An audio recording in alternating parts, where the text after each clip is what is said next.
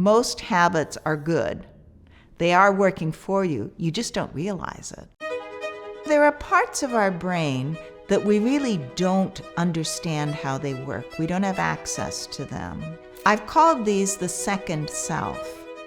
It's another self that we don't interact with very much. We just see the effects of our habits, but we don't necessarily control them.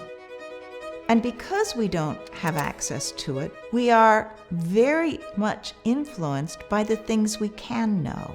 And the introspection illusion is our tendency to focus too much on the pieces that we know, the experiences we have, our feelings, our beliefs, the reasons why we do things. So you don't recognize that a lot of the things that you do are out of habit instead of out of choice.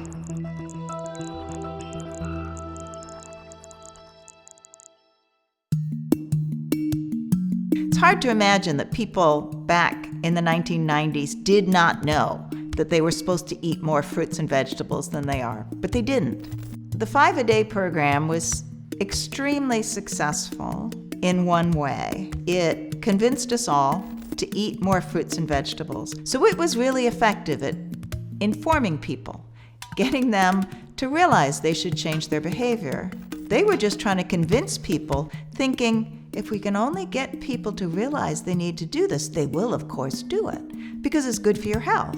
People don't work that way. The campaign did not change people's habits. It changed their understanding.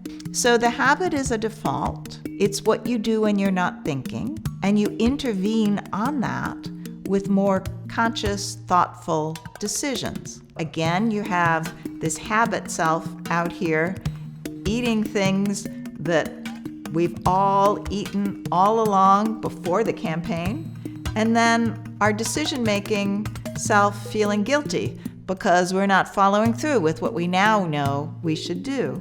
The habit system is not part of our conscious awareness. It's part of the unconscious. So if you have these two systems, the question is, how do they relate to each other?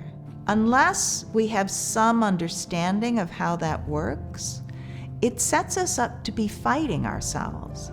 So we have habits to do one thing that we don't really recognize, and then we have our conscious thoughts and feelings on the other hand. And in order to really meet your goals effectively, those two things have to be more integrated. If you are a successful person, your habits and your more conscious, thoughtful self are definitely working together.